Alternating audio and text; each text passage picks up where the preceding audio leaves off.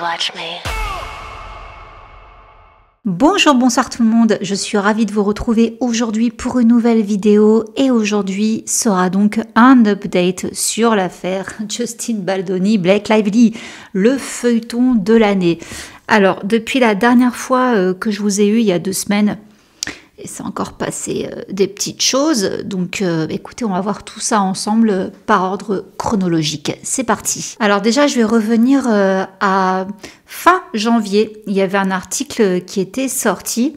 J'étais passée à côté, mais je vous en parle parce que on va reparler de quelque chose de similaire qui est ressorti après. Donc fin janvier, on pouvait lire que en 2021, Justin, sa boîte de production Wayfarer Studio, ainsi que son investisseur Steve Sarowitch, le milliardaire, ont été poursuivis par un ancien employé pour des allégations de licenciement abusif, de rupture de contrat et de discrimination sur le lieu de travail. Le procès détaillait les allégations de préjugés raciaux et de représailles sur le lieu de travail, le plaignant alléguant un comportement discriminatoire systématique au sein de Wayfarer Studio.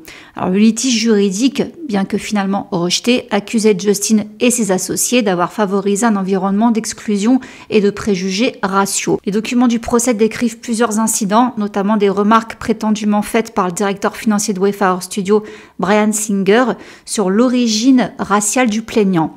Il a également affirmé qu'il avait été qualifié d'homme noir en colère pour avoir soulevé des inquiétudes concernant les inégalités raciales sur le lieu de travail. De plus, la directrice de Wayfarer Studio, Sarah Politis, aurait signalé une publication sur les réseaux sociaux du plaignant sur le racisme, insinuant qu'il s'agissait d'une critique directe de Singer d'elle-même. La plainte allègue également que le plaignant a été exclu des réunions clés, rétrogradé, qu'il a reçu une indemnité de départ inférieure à celle de ses collègues et a finalement été licencié sur la base de fausses allégations liées à ses performances. Le plaignant a soutenu que le licenciement était un acte de représailles pour avoir dénoncé des préjugés raciaux. Dans la dernière vidéo, j'avais également parlé de Harry Emanuel, ce fameux agent de célébrité qui avait traité Justin de bolognaise. Bon, on va reparler un peu plus de ça parce que quand même c'est assez chaud. Donc là, nous sommes mi-février. Harry Emanuel, agent de pouvoir, attention, explique pourquoi il soutient Blake Lively dans sa bataille juridique et sa réputation contre son réalisateur et costard de Jamais plus, Justin Baldoni. Alors ce Harry Emanuel est interrogé par Stephen Dubner. Il fait un podcast, ça s'appelle Freakonomics Radio Live, et c'était donc mi-février. C'était au Wilshire Ebell Theatre de Los Angeles. Et voici donc ce qu'il disait. C'est une situation dégueulasse et mauvaise avec ce que Bologna, Baldoni, bref, quel que soit son nom, a fait. Bologna, bolognaise. Alors, celui qui l'interviewe, Stephen Dubner, souligne que Justin était auparavant un client de son agence WME, donc client de Harry Emanuel, également de Blake et de Ryan Reynolds, qu'il représente toujours. Et voici ce qu'il dit. Oui, jusqu'à ce que je le vire. Ce n'est pas vraiment juste. Je connais Ryan et Blake depuis plus d'1 décennie. Ce sont vraiment des gens incroyables. À Hollywood, ils ont connu un succès incroyable. Les gens travaillent avec eux. Ils n'ont jamais eu une mauvaise réputation ni maltraité les gens. Ils sont charitables, nous les aidons avec leur fondation. Ils ont donné des tonnes d'argent. Alors, il poursuit également par rapport à cette histoire de coordinateur de l'intimité. Ils n'en avaient pas et ils s'en sont pris à Blake sur les réseaux sociaux. C'est dégoûtant. Elle avait l'impression de ne pas être protégée. Elle s'est plainte et ces gens ont essayé de s'en prendre à elle. Ils devraient arrêter. Je suis un soutien inconditionnel pour Blake et Ryan. Ce sont de bonnes personnes. Bon, on a compris. Sachez quand même que ce qui est très étrange, c'est que le podcast où ce Harry Emanuel a été invité là dans ce théâtre, il a été effacé. Donc on a celui qui l'interviewait, Stephen J. Butner, qui a publié justement tout un article, l'histoire en fait de cette journée. Donc écoutez, je vais vous lire ce qui s'est passé. Je vais pas tout vous lire parce que c'est assez long, les détails on s'en fiche, mais substantiellement. Donc c'était le jeudi 13 février. Nous devions faire une émission en direct sur Freakonomics Radio au Wilshire Ebell Theatre de Los Angeles. Pour nous, une émission en direct est à la fois rare et atypique car les épisodes que nous diffusons chaque semaine ne sont pas du tout en direct. Ils sont le fruit de nombreuses heures de recherche, d'interviews enregistrées, de montage, de mixage, etc. Nous avions 2 excellents invités. Harry Emmanuel, le super agent et PDG d'Endeavour, qui a également servi de modèle à Harry Gold dans la série télé Entourage. C'est pas un compliment. Et nous avions le réalisateur primé R.J. Cutler. Le soundcheck s'est bien passé. Je relis mes notes pour les interviews d'Harry et R.J. Et puis Harry arrive en avance. Il est toujours en avance. Il est vrai que certaines personnes sont intimidées par lui. Il a récemment été élu l'agent le plus redouté d'Hollywood. Quelle surprise. Et puis, je remarque quelque chose d'étrange. Le théâtre est silencieux. Je vois qu'il n'y a personne non plus sur les sièges. Alors que se passe-t-il? Parce qu'il devait y avoir un public. Il s'avère que le système de sonorisation du théâtre est tombé en panne. On nous avait dit plus tôt qu'il s'agissait d'un nouveau système à la pointe de la technologie, mais eh bien, je ne sais pas ce qui s'est passé. L'heure qui a suivi a été assez chaotique. Les micros ne fonctionnaient pas, les haut-parleurs ne fonctionnaient pas. Finalement, les portes se sont ouvertes et les gens ont commencé à remplir les sièges. Nous n'avions toujours pas de sonorisation. Et puis soudainement, le système recommence à fonctionner, au moins partiellement. Je présente Harry, il sort, il reste près d'1 heure. Nous passons donc un peu de temps ensemble au théâtre, puis nous allons à une petite fête après le show. Et c'est là que notre excellente monteuse Hélène Frankman s'approche de moi avec une expression sur le visage que je n'arrive pas à comprendre. Je lui demande donc ce qui ne va pas. Elle me dit qu'en plus des problèmes audio que nous avons rencontrés, il y a eu un autre problème encore plus grave. Le show n'a pas été enregistré, dit-elle. Et je n'ai pas compris. Je lui ai demandé de répéter. Elle a répété. Ils n'ont pas enregistré le show. Et je n'ai toujours pas bien compris. Je veux dire, j'enregistre des trucs depuis de nombreuses années maintenant. J'étais musicien et je travaillais dans toutes sortes de studios. J'étais journaliste et j'enregistrais toutes sortes d'interviews. Je fais cette émission depuis 15 ans maintenant. Nous avons enregistré des milliers d'interviews en studio et en direct et bien d'autres choses. Et pas une seule fois, les personnes responsables de l'enregistrement n'ont tout simplement pas réussi à l'enregistrer. Mais ce soir, c'est apparemment ce qui s'est passé. Au moins un journaliste avait enregistré l'intégralité de l'interview d'Harry Emmanuel, mais c'était en qualité iPhone sur ses genoux, pas en qualité radio. Pour une raison quelconque, je n'étais pas en colère, j'étais juste abasourdie. Je ne sais pas si vous vous rendez donc compte de ce que ça veut dire. C'est quand même très étrange. Le gars qui est l'agent de Blake Lively et de Ryan Reynolds est invité dans une émission filmée avec un public, tout ça. Enfin, filmée en mode radio. Hein. Comme par hasard, c'est la première fois que ça arrive à ce Stephen. Ça n'est pas enregistré. En plus, tous les problèmes techniques qu'il y a eu. Du jamais vu apparemment. Et on n'a pas donc le podcast. On n'a pas l'audio. Heureusement que le journaliste qu'il cite a effectivement enregistré avec son iPhone. Du coup, on a quand même une preuve audio de ce que Harry Emmanuel s'est permis de dire sur Justin, de le traiter. Je sais pas si vous vous rendez compte, le gars, il le représente, c'était son agent et il parle de lui comme de bolognaise. Comment tu peux parler comme ça? À cause du procès en cours, de l'entendre dire ce genre de choses, c'est pas bon. Si vous voulez, ça passe tout simplement pas bien. Donc heureusement que le journaliste qui était présent là dans l'assistance a quand même réussi à enregistrer le son, même si l'audio est pas terrible, au moins il y a une preuve audio de ce que ce gars-là est capable de dire de Justin. Et autre chose qui me fait vraiment rigoler, mais de manière très amère, c'est que ce gars-là, il a pas hésité à se ranger direct du côté des grands Manitou, Ryan Reynolds et Blake Lively, et à dégager Justin. Mais par contre, sachez que ce gars-là représente toujours P. Diddy. Non, mais si ça, c'est pas du gros foutage de face, voilà, je ne sais pas ce que c'est. Je vous laisse juger par vous-même. J'ai trouvé ça quand même intriguant que comme par hasard, le jour de l'enregistrement de ce podcast, ça ne marche pas. Passons. On arrive au 18 février. Les avocats de Blake Lively ont déposé une plainte modifiée qui comprenait de nouvelles accusations selon lesquelles le comportement de Justin avait mis mal à l'aise au moins 2 autres femmes sur le plateau. Ça, je vous l'avais dit, hein, on soupçonnait Jenny Slate et Isabella Ferrer. Jenny Slate, franchement, elle, en creusant sur elle, j'ai vu des trucs un peu bizarres quand même. Cette fille-là, elle est sortie avec Chris Evans pendant quelques temps et elle se vantait de lui taper dessus. Ok, normal. Bon, bref, Isabella Ferrer, est-ce que je peux pardonner le fait qu'elle fasse des soirées pyjama avec Blake parce qu'elle est jeune? J'ai du mal, parce que je me dis, si t'es pas intègre d'entrée de jeu, tu le sauras jamais. C'est quand même la preuve d'une mauvaise mentalité pour moi. Justin lui a donné sa première chance de faire son premier film, mais elle s'est laissée séduire par les soirées pyjama de Blake, qui la couvrait de cadeaux, qui lui a fait sa garde-robe pour aller défiler sur les tapis rouges, tout ça. Parce qu'elle le dit, hein, c'est Blake qui l'habillait, c'était sa poupée. Elle pouvait pas rêver mieux comme mentor. Bon, oui, elle s'est fait complètement retourner le cerveau, mais je sais pas. Bref, de toute façon, pour l'instant, aucune des deux n'a officiellement parlé.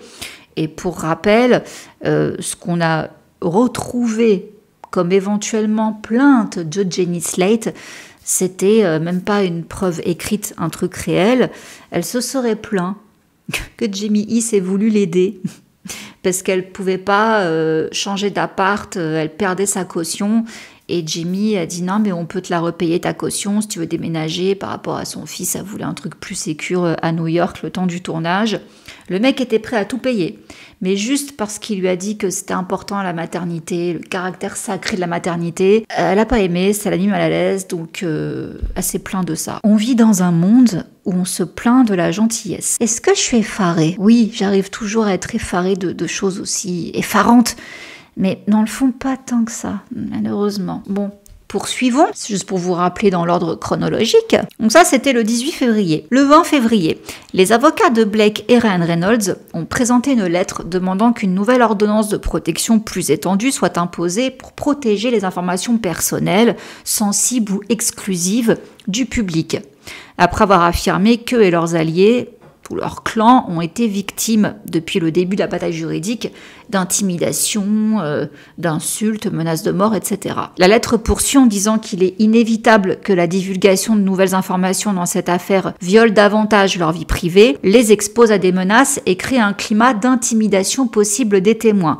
Donc en fait, ils voulaient que les nouvelles preuves soit vu uniquement par les avocats. Il y avait un petit terme pour ça, advocate eyes only, et Brian Freeman avait dit bah non, voyons, c'est vous qui avez commencé avec le New York Times à balancer les messages, les textos, tout ça, c'est vous qui avez commencé à rendre ça public. C'est trop tard, la machine elle est lancée. Donc Brian Freeman, je comprends, qui disent bah non, en fait s'il y a plus de trucs qui t'incriminent encore, c'est ta faute. Le public a le droit de savoir, tu as rendu ça public, ça reste public. Ah, c'est le jeu, ma pauvre Lucette. Bref, toujours dit que donc les avocats ont demandé ceci. Le 26 février, là on a eu une mauvaise nouvelle, on a donc appris la mort de Michelle Trachtenberg à l'âge de 39 ans. Oui, je ferai une vidéo sur elle, bien sûr, mais comme vous le savez, voilà, je veux pas me jeter dessus, j'attends un petit peu. Toujours est-il que Blake a fait une tartine de condoléances sur son Instagram. On peut même plus savoir avec elle si c'est sincère ou pas. Elle a donc publié, c'était sur Instagram le jeudi 27 février. Il y avait une photo qu'elle a postée. Alors voici ce qu'elle avait marqué. C'était sa première rencontre avec Michelle, en 2007 sur le plateau de Gossip Girl. Elle était électrique, vous savez. Quand elle entrait dans une pièce, la vibration changeait. Tout ce qu'elle faisait, elle le faisait à 200%. Elle riait pleinement de la blague de quelqu'un. Elle affrontait l'autorité lorsqu'elle sentait que quelque chose n'allait pas. Elle parlait profondément de son travail.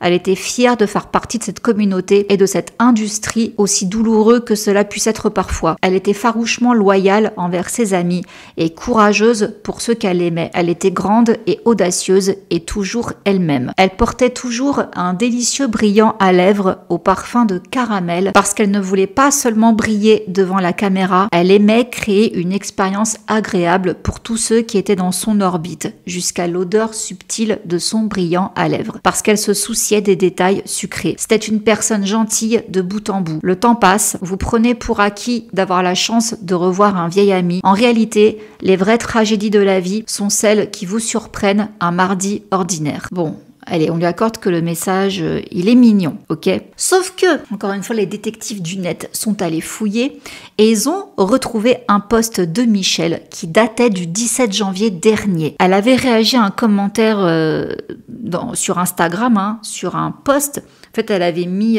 une photo d'elle avec des lunettes noires et elle avait marqué comme légende « Il faut beaucoup de force pour voir à travers toutes ces conneries » et des lunettes de soleil sombres, hashtag New York. Et là, il y a une jeune fille qui s'appelle Audrey Long, elle a 18 ans, c'est une fan de Gossip Girl, tout ça, donc elle a laissé un commentaire à Michelle pour savoir ce qu'elle pensait donc du drama Blake et Justin. Michelle répond « Mon Dieu, je suis occupée à m'inquiéter des nouvelles du monde réel et des familles qui n'ont plus de maison à cause des incendies de Los Angeles. Mais faites comme vous voulez », accompagné d'un emoji qui roule des les yeux, quoi. Et par la suite, elle a remarqué que Michel l'avait bloqué. Alors, je ne sais pas du coup si Michel était particulièrement proche de Blake. À ce qui paraît, non. Poursuivons. Le 28 février, un juge fédéral a rejeté certaines parties de l'assignation à comparaître de Blake Lively pour obtenir les fameux relevés téléphoniques, tout en autorisant une partie de celle-ci à se poursuivre. Elle a voulu trop de trucs. Le juge a dit « Ok,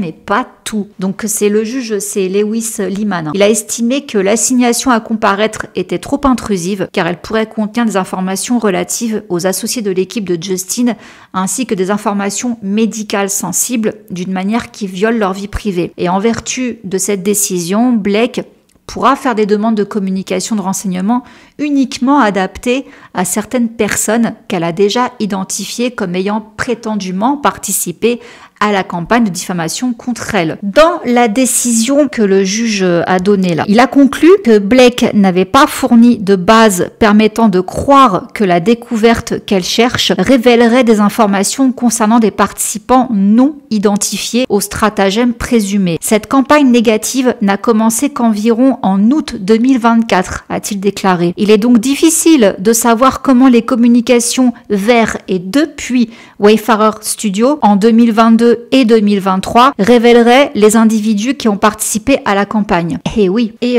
suite à tout ça, voyant que ça pue pour Blake, parce que là concrètement c'était une assez grosse défaite qu'elle veuille. Enfin déjà en soi, comme je vous l'avais dit, depuis le début, Blake dit qu'elle a des tonnes et des tonnes de preuves. On ne voit rien.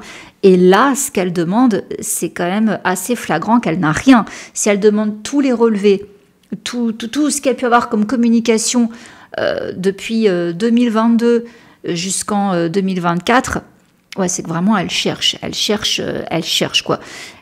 Non, en fait, cocotte, là d'après ce que tu dis, le harcèlement c'est une chose, c'était sur le plateau, mais la campagne de diffamation, c'était pendant la sortie du film. Donc effectivement, comme l'a soulevé le juge, le film est sorti en août. Donc rien à voir le reste du temps. Pourquoi tu fais tout ça? Parce qu'elle a tellement rien qu'elle cherche partout où elle peut essayer de trouver quelque chose. Et bah du coup, elle a engagé pas n'importe qui, Nick Shapiro, qui a travaillé pour la CIA de mars 2013 à mai 2015 sous l'administration de Barack Obama, période durant laquelle il a été conseiller principal du directeur de la CIA de l'époque. Et après qu'il ait travaillé pour le gouvernement, il a passé 8 mois en tant que vice-président de la sécurité et des communications mondiales de Visa, avant de devenir responsable mondial de la gestion de crise pour Airbnb. C'était au moment où Airbnb, ils avaient eu plein de plaintes par rapport à des kidnappings, plein de trucs, bref. Lui s'est occupé d'étouffer tout le sale qui sortait sur Airbnb pour faire ressortir que le bien. Après un passage de 3 ans dans la société de location, il a fondé sa propre société, 10th Avenue Consulting LLC. Voilà le mec qu'elle a embauché. Donc Melissa Nathan à côté, c'est une petite joueuse quoi. Là le gars, voilà quoi, il y a du level. Par ailleurs, le 4 mars, le juge Liman a indiqué qu'il pourrait exclure le New York Times en tant que défendeur dans le procès en diffamation de 400 millions de dollars qu'il oppose à Justin Baldoni. Rappelez-vous, Justin les a accusés de diffamation, simplement. Donc il a porté plainte contre eux pour 400 millions de dollars. Ils ont demandé plutôt à être retirés de cette affaire, qu'il n'y ait plus de plainte. Le juge se tâte. Donc il a déclaré dans une requête du 28 février que cette demande d'être évincée offrait des motifs substantiels de rejet et une preuve solide que sa requête de rejet a de fortes chances d'aboutir sur le fond. Selon eux, dans leur requête de rejet, le Times a déclaré qu'il s'était livré à la collecte d'informations et à la publication de l'article et que les plaignants n'avaient pas démontré qu'il avait agi avec une réelle malveillance. Le journal a également déclaré que la seule déclaration diffamatoire présumée dans l'article, selon laquelle les plaignants auraient orchestré une campagne de diffamation en représailles à la plainte de Blake pour harcèlement était une opinion protégée. Le juge a également accepté la demande du Times de suspendre la divulgation ou la collecte de preuves en attendant une décision sur sa requête de rejet. Franchement, ça se fait pas. Ils méritent de payer parce qu'on a bien vu qu'ils avaient bossé avec Blake en amont sur tout ça. Ils n'ont pas pris en compte quand Justin et son équipe ont répondu aux allégations de la plainte de Blake. Enfin, on a vu tout le magouillage, quoi. Je vous renvoie mes anciennes vidéos.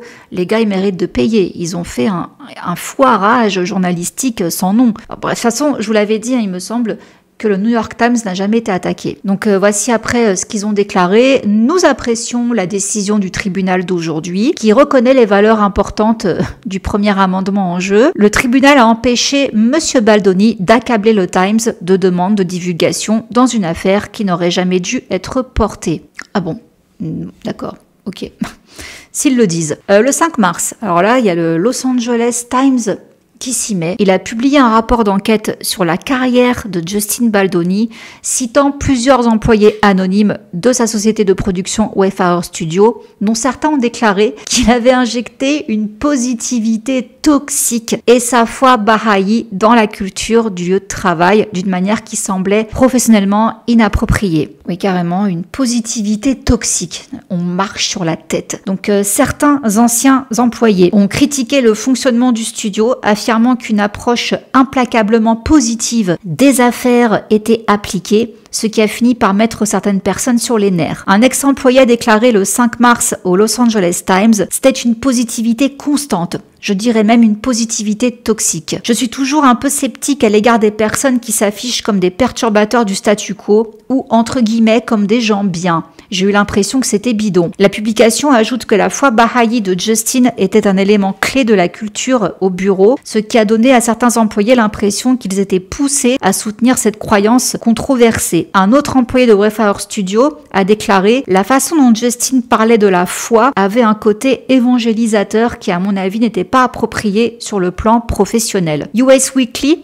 a cité un porte-parole de l'entreprise qui s'est opposé fermement à ces allégations. Il n'y a jamais eu de plainte concernant la culture du lieu de travail, ni des problèmes communiqués concernant les plateformes de ses fondateurs. Donc, en gros, ils savent pas d'où ça sort. En tout cas, personne ne s'est jamais plaint à eux de ça. Si des conseils ont été donnés aux employés sur la manière de mener leur correspondance écrite, c'était pour s'assurer que les activités des employés restaient professionnelles et conformes à l'éthique de l'entreprise. Wayfarer estime que la joie et la positivité sont l'essence d'un bon travail et s'en tient à cette affirmation. En ce qui concerne les allégations relatives à la foi bahaï, le porte-parole a ajouté « Les employés sont encouragés à célébrer et à pratiquer leurs croyances individuelles comme ils l'entendent. » Donc les représentants de Justin ont déclaré au Los Angeles Times qu'il n'y avait jamais eu de plainte signalée concernant la culture du lieu de travail et que le travail de Wayfarer est enraciné dans diverses confessions et origines. Alors, ça, c'est quelque chose,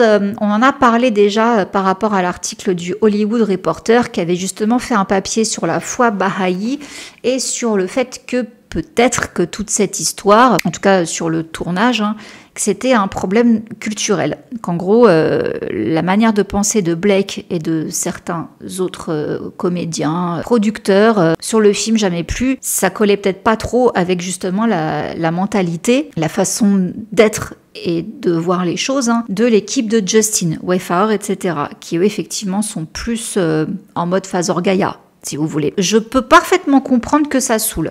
Si je vois que j'ai affaire à des gens comme ça, je vais me permettre de leur dire « Vous êtes mignons les gars ». Par contre, est-ce que vos réunions, vos prières au début de tournage et tout, vous pouvez le faire dans un coin et pas forcer les autres qui n'ont pas envie à le faire. Je sais pas comment ça se passait, je dis ça comme ça. Mais je précise juste que je peux comprendre que ce point-là, ça saoule. Pour ceux qui sont pas dans le délire. Encore une fois, dès lors où ça fait de mal à personne. Moi, tant que c'est peace and love, les gens ne me dérangent pas, quoi. Si ça commence par contre à être du harcèlement, ça commence à empiéter sur ma santé mentale et sur mon bien-être physique, etc.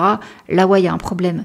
J'ai pas l'impression que ça allait jusque là. Donc, puis de toute façon, c'est même pas ce que Blake reprochait concrètement. Donc, bref, on est encore sur autre chose. Mais vous noterez quand même que c'est drôle que ce genre de choses-là, ça commence à sortir juste après que le type de la CIA ait été embauché. Le mec, il est en train de faire son taf. Le 7 mars, il y a un article qui est paru. Alors, j'ai trouvé ça assez rigolo également. Le sombre passé de Justin Baldoni dévoilé. Comment le cinéaste à succès a prêché contre la masculinité toxique tout en cachant une accusation explosive de discrimination raciale avant le procès pour harcèlement de Blake. Justin serait raciste. Voilà, Justin et Wayfarer seraient racistes. Des documents juridiques choquants révèlent qu'en 2020, un ancien employé avait affirmé que Justin et son entreprise l'avaient licencié en raison de sa race et l'avaient puni pour avoir intenté une action en justice. 4 ans avant sa bataille juridique avec Blake Lively, Shane Norman a été embauché comme directeur général de la marque Maninoff de Justin,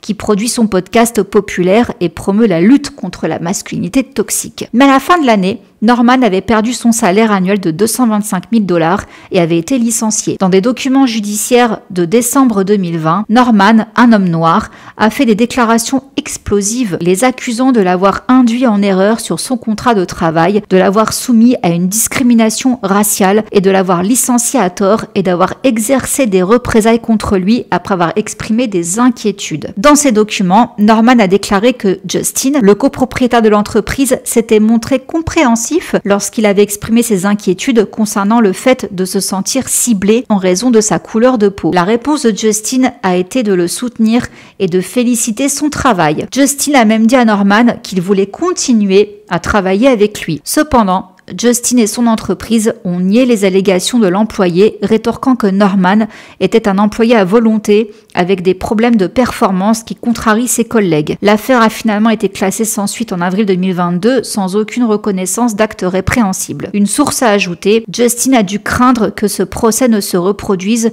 et qu'il ne le jette sous une lumière encore plus sombre au milieu de ses problèmes juridiques avec Blake Lively. Il a toujours essayé de se présenter comme un homme progressiste et cela contredit ce qu'il représente. C'est juste une négativité plus dommageable dont il n'a pas besoin. En fait, il s'agissait du deuxième procès dans le passé de Justin à émerger à la suite de sa bataille juridique avec Blake Lively. Il y avait une ancienne affaire qui était ressortie concernant Justin contre un scénariste qui s'appelle Travis Flores. Il avait attaqué Justin parce que selon lui, il avait volé, il avait copié son histoire et son scénario de 3 Feet Distance et Justin avait fait un film qui s'appelle 5 Feet Apart en 2019 et selon donc ce Travis Flores, c'était un copier-coller de son script. Et à cette époque-là, donc, il avait attaqué Justin Baldoni en justice et celui qui l'avait représenté, se plaignant, c'était Brian Friedman, donc l'avocat actuel de Justin. Ça a été classé en 2022. Selon Brian Friedman,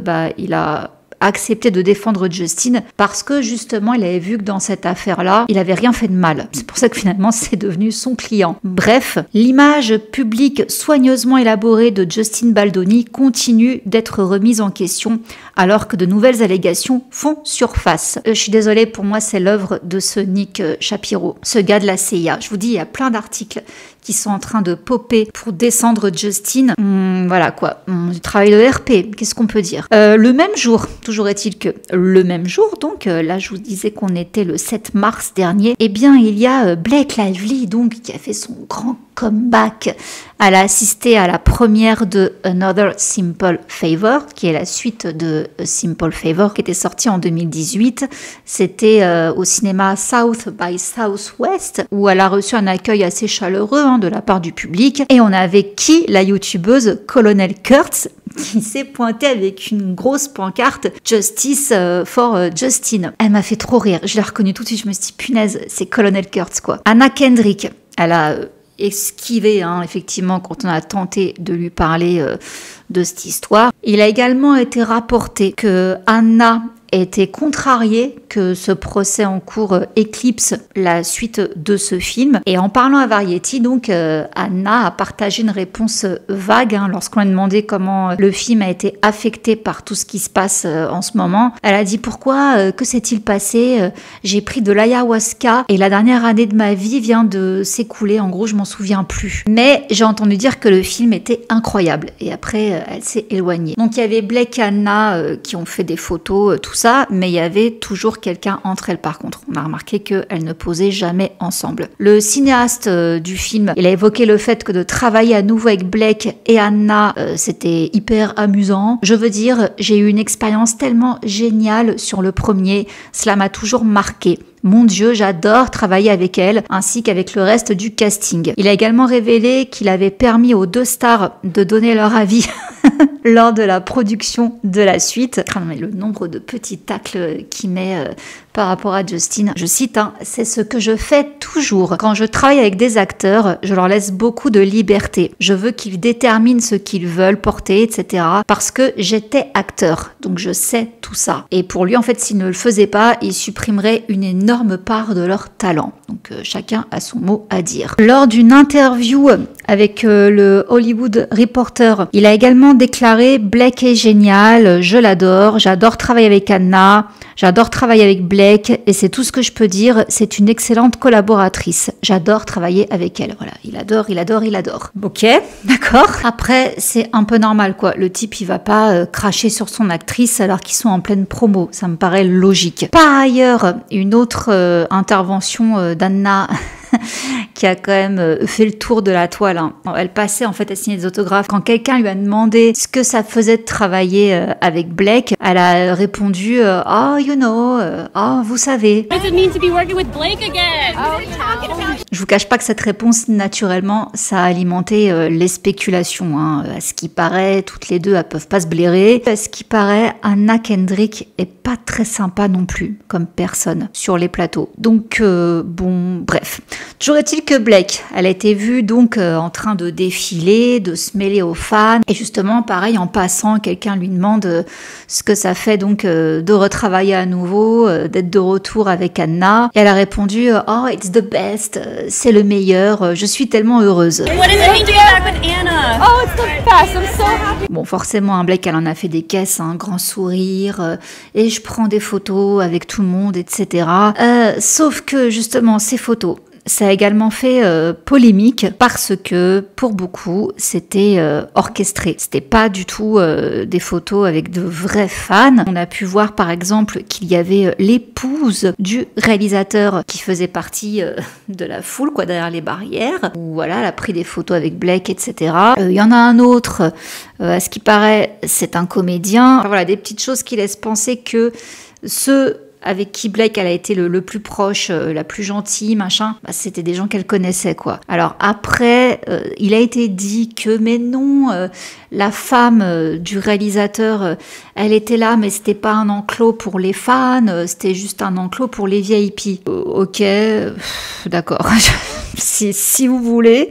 Bon, toujours est-il que c'était pas très clair tout ça. Bref, toujours est-il qu'il y a une source qui a déclaré à People par rapport à Anna Kendrick. Hein. Ça, c'était un mois avant la première. Hein. Les commentaires sur Instagram l'ont bouleversée. En particulier ceux qui disent que les fans refusent désormais de regarder le film parce qu'ils ne veulent pas soutenir Blake. Et oui, forcément, ça se répercute sur le film, donc sur Anna. Ils ont également expliqué, ces sources, hein, que Anna n'était pas habituée à être prise dans un drame. Cependant, une autre source a déclaré « Le film en est au premier stade de la planification de ce à quoi ressemblera la presse et Blake et Anna feront certainement des choses ensemble. » Une autre source a déclaré « Ces films sont fondamentalement tout ce qu'Anna et Blake ont en commun. Elles ont une relation de travail, en aucun cas une amitié ou un lien étroit. Les discussions de dernière minute sont en cours avec les dirigeants car Anna préférerait se distancer de Blake à l'avenir. » Oui, on l'a vu sur les photos. Hein. Comme je vous dis, elle ne pose pas avec elle. La source a ajouté « Il était initialement prévu que toutes les deux fassent une grande partie de la promo ensemble.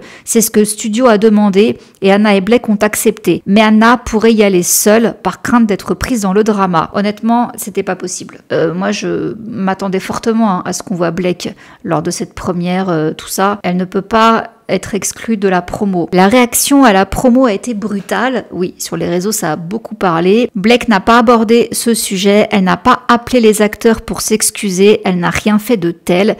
Elle est restée silencieuse et s'est cachée. Elle doit des excuses à Anna. Elle leur doit à tous des excuses. Ça, c'était ce qu'une source a déclaré au Daily Mail. Anna en a marre de tout ça. Si Anna était dans cette position, elle ne laisserait pas le film prendre la responsabilité de ses problèmes personnels. Oui, l'éléphant rose dans la pièce, bien sûr. Là, on fait comme si c'était jamais rien passé autour de Blake. En même temps, l'aborder, ce serait encore rajouter l'huile sur le feu. Donc, bon.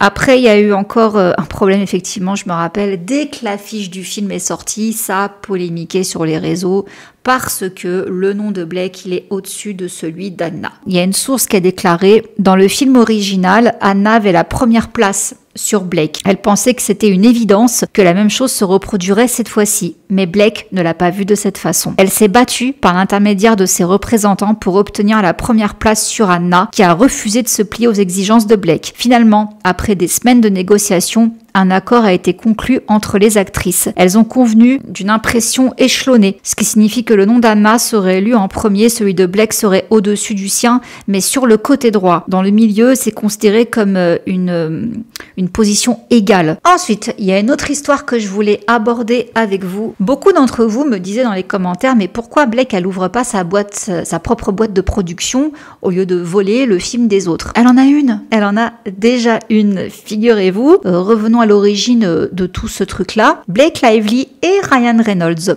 ont lancé et financé Groupe Effort Initiative en août 2020. À travers leur société Maximum Effort et B4Effort, Ryan et Blake ont créé l'entreprise pour créer une pipeline, comme on dit, permettant aux membres des communautés sous-représentées d'obtenir de vrais emplois dans l'industrie du divertissement. Chouette, génial, me direz-vous.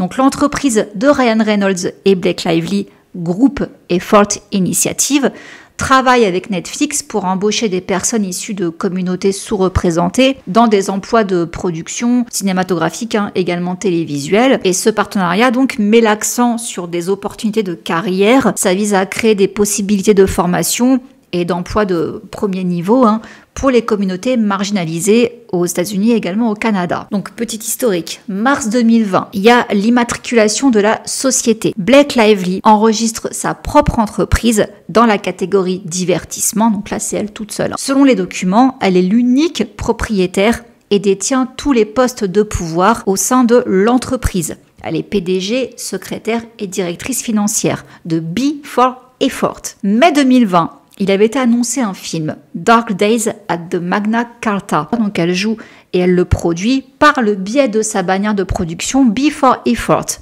avec une certaine Kate Voroff. Et il y a également d'autres investisseurs. Mars 2025, toujours aucune nouvelle de ce projet. Un autre film encore était annoncé, Lady Killer. Et là, c'est toujours B4Effort qui devait le produire, avec Blake comme actrice principale. Encore une fois, ce jour, pas de nouvelles de ce projet. Juin 2021, encore un autre film avait été annoncé, We Used to Live Here, et c'est encore B4Effort qui devait produire ce film-là avec Blake Lively comme actrice principale. Ok. Alors, elle avait signé pour jouer dans ce film de Netflix. Toujours l'idée du partenariat avec Netflix, vous remarquerez. Donc voilà, elle produisait ça avec Netflix, c'était un thriller psychologique, pas de mise à jour de ce projet. Ensuite, avril 2022, on annonce le film Seconds, donc Blake Lively devait faire ses débuts en tant que réalisatrice, toujours aucune nouvelle. Bon, après, pour rappel, il y a eu la pandémie, donc à mon avis, c'est peut-être pour ça que tous ces projets ont été soit oubliés, soit retardés, je sais pas. Ensuite, on arrive en mars 2022. Ryan mentionne cette boîte de production. Il déclare Kate Voroff, qui dirige B4Effort, qui est la société de production de ma femme, avec ma femme, me l'a offerte comme cadeau de Noël et j'ai trouvé ça génial. Donc, il parle de cette boîte de prod. Mais ce qui est intéressant, c'est que depuis tout à l'heure, je vous parle d'une certaine Kate Voroff. Donc, Kate Voroff, elle travaille donc dans B4Effort, donc la boîte de prod de Blake, mais elle travaille tout court pour le groupe Effort Initiative, boîte de Blake et Ryan Reynolds, d'accord? GEI, on appelle ça. Elle est en tant que Founding Partner and Mentor, donc elle est partenaire fondateur et mentor depuis juillet 2020 jusqu'à aujourd'hui. Et vous savez ce qui est très intéressant? C'est que donc cette bonne femme qui bosse dans les boîtes de Blake et Ryan, vous savez à qui elle est mariée? Elle est mariée à Eric Charles, qui est un cadre supérieur du cinéma chez Sony Pictures. Alors, comment vous dire que moi, quand j'ai vu ça, je me suis dit « Ah, mais tout s'explique !» Souvenez-vous, justement, ça, on en a beaucoup parlé dans les commentaires, tout ça. Pourquoi, lors de Jamais Plus, Sony a autant déroulé le tapis rouge à Blake? Pourquoi ils l'ont laissé tout imposer à Wayfarer, Justin, etc. Pourquoi? Je crois qu'on a la réponse. Voilà, tout simplement parce que c'est la même clique. Voilà, vous comprenez? La femme de ce bonhomme qui bosse chez Sony, elle bosse pour Ryan Reynolds et Blake depuis 2020. Donc ça va faire là 5 ans.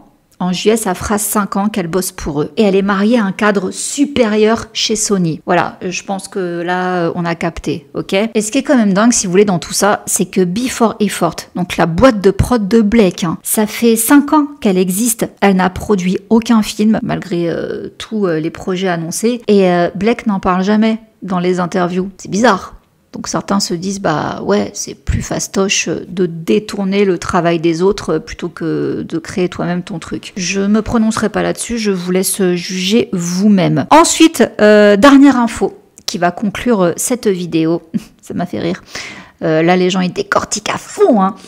On a des images de paparazzi du 14 janvier 2024 qui montre Blake et Justin en train de filmer une scène dans le New Jersey pour Jamais Plus. Où là, qu'est-ce qu'on voit? Effectivement, j'avais pas fait gaffe, mais on voit que Blake mord la lèvre de Justin. C'est subtil, mais elle lui mordit la lèvre en l'embrassant. Vous pensez bien que ça, c'est en train de faire le tour de la toile depuis quelques jours, parce que dans sa plainte, Blake accusait Justin d'improviser des baisers et de lui mordre la lèvre. Est-ce que c'était chorégraphié ou pas? Je sais pas. Mais voilà, les gens se sont jetés là-dessus en ce moment pour montrer, bah regardez, elle accuse Justin de lui mordre la lèvre, mais là, que fait mademoiselle? Elle lui mord la lèvre. Voilà, c'est des petites choses, mais si vous voulez, c'est vrai que moi quand j'ai vu ça, je me suis dit, ouais, bon, mais non, au final, le diable est dans les détails. Ça, je vous le dis toujours en plus, donc comment j'ai pu oublier ce que je dis? Le diable se cache dans les détails. C'est des petits trucs comme ça, si vous voulez, qui décrédibilisent à chaque fois tout ce que Blake elle raconte. Ouais les amis, forcément, au moment où je poste cette vidéo, il y aura encore du nouveau. Donc je vous referai un update dans une semaine ou deux. Donc je vous retrouve dimanche pour une vidéo sur une chanteuse. Voilà. Mouah. Ciao, bisous.